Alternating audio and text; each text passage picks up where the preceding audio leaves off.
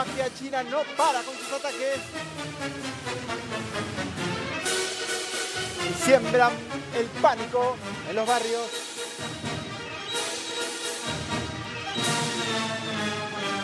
Extorsión, amenaza y muerte.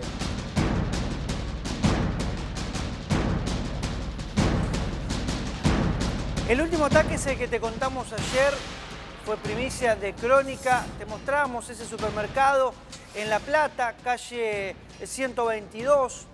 Un grupo de entre 5 y 7 personas con barbijos, tapándose la cara con ese elemento obligatorio hoy para salir, llegaban y rompían todo lo que encontraban a su paso. Ahora, ¿es algo nuevo? No. ¿Es algo que pasa? Sí. ¿Es común? También. Increíblemente, tenemos que hablar de un acostumbramiento. Ya cuando hablamos de mafia china, y hablar de mafia, cuando hablamos de mafia, y hablar de un grupo organizado, crimen organizado, instalado en un país, no nos debería sonar común, nos debería sorprender, pero ya no nos sorprende porque estamos acostumbrados a estos ataques. Fíjate, este es el de ayer, que yo te contaba, sí, pero acá podríamos poner infinidad de, iba a decir robos, no, son directamente ataques deliberados de personas, sobre todo en supermercados chinos o de origen asiático, como este, que llega el hombre y va directamente a balear al responsable del local. Se ve impunidad en todos los casos, Germán, Siempre impunes, Sofi. En los últimos años hubo una gran organización que fue desbaratada en parte, en la época en que comandaba el Ministerio de Seguridad de la Nación, Patricia Bullrich. PSU es la organización criminal, pero siguen funcionando, siguen apareciendo ramificaciones o nuevas organizaciones que lo que hacen, cortito, es pedirte plata con un aviso, pagás por protección. En la primera te avisan, te mandan un cartel, comunicate a este número, te piden entre 30.000 y 50.000 dólares. Después viene una amenaza mayor, te pueden llegar a quemar la cortina del establecimiento y ya, como última instancia, ir y pegarte un balazo en las piernas. No, es desgarrador. Vamos a sumar, Germán, a tu relato a Débora Hutzek, abogada penalista y también especialista en mafia china. Débora, muy buen día. Hola, muy buenos días a todos. Gracias por la invitación. No, por favor. Débora, en los videos que está compartiendo el Pampa, que elegimos estos 4, pero lamentablemente puede haber muchísimos más. Se ven todos impunidad. ¿Qué es lo que pasa en Argentina con la mafia? Bueno, lo primero que pasa en Argentina es que los controles de la frontera son muy permeables y esto permite que personas que no han sido admitidas en nuestro país estén aquí con fines que no son los que todos los extranjeros vienen a buscar, que es buscar una vida mejor, sino con fines delictivos. Generalmente son organizaciones criminales que ya están conformadas fuera de la Argentina y otras tantas, gracias a que la justicia en la Argentina no funciona del todo bien, se conforman aquí también.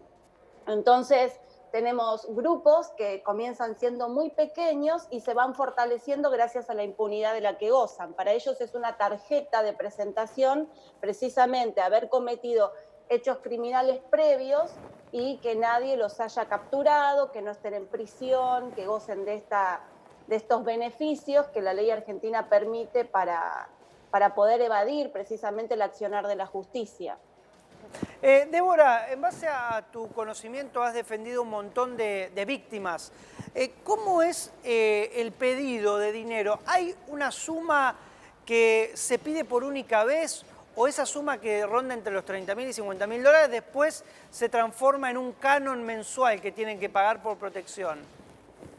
Claro, tal cual como vos lo estás explicando. Primero exigen una suma muy importante de dinero, de 30, 50, 100.000 dólares, depende de la entidad del supermercado o del comercio, y luego tienen que pagar una cuota mensual como si fuera una membresía para pertenecer a esa asociación. Generalmente las mafias se escudan detrás de algunas organizaciones de comerciantes. También hay organizaciones de comerciantes que obviamente están para acompañar en las dificultades a los paisanos, pero hay otras que tienen un trasfondo delictivo.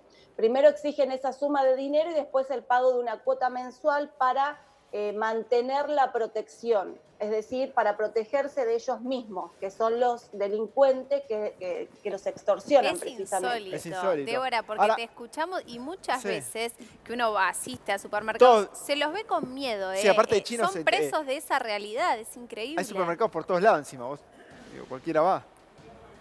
Sí, y mirá, justamente ustedes comentaron de los distintos casos donde primero reciben un disparo en la pierna, que es la primera advertencia por no haber acudido al llamado extorsivo, y segundo, también pueden prenderle fuego al local. Bueno, yo tuve de todos esos tipos de casos, con una familia entera durmiendo dentro de un supermercado a las 2 de la mañana, y la verdad, gracias a la valentía de mi asistido, pudimos desbaratar una banda muy importante, y él tuvo la protección de la justicia y los hechos se esclarecieron, pero realmente es aterrador para ellos vivir así, porque lo único que quieren con su humildad, muchas veces con escasos niveles educativos, vienen a trabajar, a buscar condiciones que su propio país no les da.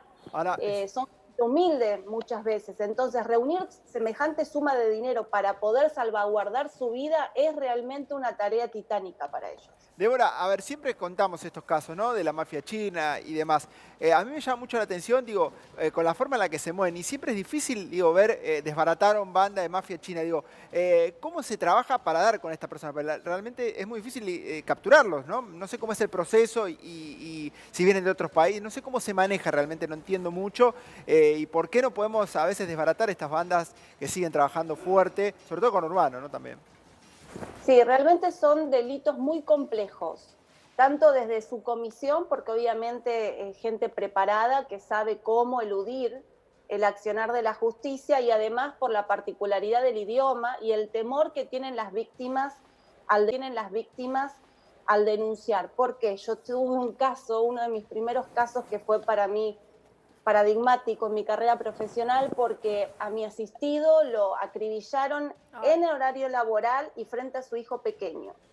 Él no había accedido a la extorsión y entraron a su comercio a plena luz del día, un 9 de julio, y lo mataron a frente de su niño. Ustedes saben que los supermercadistas muchas veces trabajan con los niños ahí dando vuelta porque no tienen quien los cuide y son horarios muy extensos de trabajo. Entonces, después viene la policía y la familia estaba ahí llorando a su muerto, y entra un ciudadano chino a decirle: esto le pasó a tu marido, te puede pasar lo mismo a vos, no me denuncies. Entonces, imagínense que nuestros controles policiales, judiciales fallan también. Entonces, esa víctima que recibe una extorsión con su marido muerto en el piso, se va a animar a decir: esa es la persona que...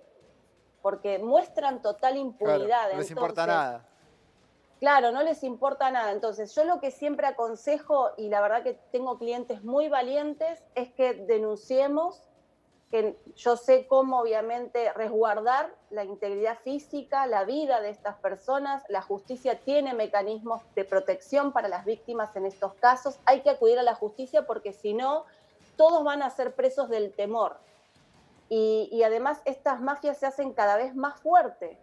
Entonces hay que parar eso a tiempo, hay que comunicar ante el primer llamado extorsivo, carta que se reciba, a la policía. La policía tiene un departamento especializado que se dedica precisamente a desbaratar estas bandas, y se agilizan unos mecanismos de acción mucho más rápidos que lo que eran tiempos atrás. Entonces eso es algo muy bueno para decirle a los ciudadanos chinos que nos estén mirando, que estos métodos no los tienen que avalar, no los tienen que utilizar tampoco, porque en los videos últimos que vimos del local de la calle, de la Avenida La Plata, de la Ciudad de La Plata, perdón, son metodologías mafiosas, pero no podemos decir que se trate de un grupo mafioso tampoco. Débora, entonces, sí.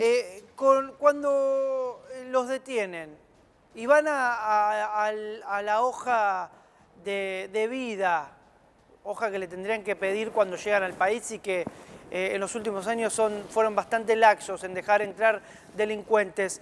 ¿Encuentran antecedentes penales, por ejemplo, en China? ¿Son gente los que vinieron de China que allá se dedicaban al delito? Generalmente no. Es más, para ingresar a la Argentina, un ciudadano extra Mercosur no tiene que tener antecedentes penales. Esto sí entra con los controles, ¿no? Sí. Pero hay muchos que entran, sabemos, por las fronteras sin control. Igual déjame decirte que en los últimos 4 años hubo una apertura muy grande en el gobierno de Macri, donde entraron muchísimos delincuentes, con el pretexto de darle salvaguarda, por ejemplo, de Venezuela, porque hay muchísimos detenidos que se conoce que hay que tuvieron antecedentes y que estaban en el país de todas formas. Pero dale, seguimos. Bueno, no, es que precisamente yo siempre digo que Argentina tiene que exigir a todos los ciudadanos del mundo que quieran ingresar que sean gente honesta, no importa de qué país. Entonces, nosotros tuvimos por muchos años que a los ciudadanos de Mercosur no se les exigía presentar antecedentes penales para ingresar. Primero ingresaban, obtenían una residencia y después iban a acreditar esa falta de residencia, de antecedentes penales. Y lo mismo pasó con los ciudadanos venezolanos. Obviamente que Argentina quiso abrazar a esos ciudadanos que estaban padeciendo un momento difícil en su país, pero estas exigencias no se pueden flexibilizar porque ahí nos ponen en riesgo a toda la ciudadanía argentina, a todos, extranjeros y argentinos. Entonces es muy importante lo que vos estás diciendo. No se les pide un currículum o una hoja de vida, como estás mencionando, pero sí hay que exigir como pueblo a nuestros gobiernos, cualquiera sea, que pidan que no tengan antecedentes penales para entrar a la Argentina. Débora, por lo general, ¿cómo proceden? En el caso de que el comerciante se niegue a pagar este canon, por supuesto, esta tortura. Digo, amenazan una vez, directamente van, rompen todo. Digo, por lo general, ¿cómo proceden? Bueno, la mafia china tenía una mecánica que era dejar una carta debajo de la puerta del local, donde obviamente en letras chinas, para que no haya traductores que lo puedan descifrar, ponían un apodo y exigían una suma de dinero y decían, llámame en 24 horas a este teléfono. Teléfonos que iban cambiando, porque sabemos que los criminales se mueven así, cambiando chips en su celular. Entonces, la persona que recibía la carta tenía ese plazo, debía comunicarse y acordar un encuentro y acordar una suma de dinero, que es en los valores que nosotros estábamos conversando, 30, 50 mil dólares. Si no llamaban, si no acudían a esa primera advertencia, entonces ahí se presentaban en el local generalmente ejecutando un disparo en las piernas o en alguna parte del cuerpo del cajero, del encargado del local. 24 horas después de la amenaza. Entonces... Sí, podrías llamar y pedir una extensión del plazo, pero tendrías que demostrar sí o sí intención de negociar. Y además te amenazaban con, conocemos a tu familia, sabemos cómo está compuesta, sabemos dónde vivís, generalmente gente humilde y vive dentro del local o muy cercano, así que mucho tiempo no te dan para que no puedas acudir a la policía, porque los tiempos de la justicia son otros. Pero hay que juntar ese monto. Hay que juntar. Ahora, y Débora, ¿y esto se actualiza, digo, año a año, o cada un tiempo, digamos, o es por única vez este supuesto pedido de dinero? No, eso es como para pertenecer, para entrar a esa protección, es por única vez y después pagan un canon mensual, como si fuera que se están asociando a un club. ¿Y ese canon ese monto es pequeño. El monto en aquel momento podría rondar, no sé, porque obviamente varía el precio del dólar, pero supongamos 15.000, 20.000 pesos mensuales. Que a las personas que reciben estas extorsiones les cuesta muchísimo reunir ese dinero. Tienen que llamar a todos los familiares, amigos, para entre todos. Pero ¿qué pasa si otros también han sido extorsionados y también están juntando ese dinero? Hubo una época donde ya no había recursos ni siquiera para autoprotegerse de esas amenazas extorsivas. Débora, fue tremendo, una época tremenda. Y muy interesante, y Germán te va a seguir convocando, por supuesto, para seguir tratando estos temas que nos preocupan muchísimo en Argentina. Te agradecemos tu tiempo. Gracias a ustedes, que tengan buena por mañana. Favor. Igualmente.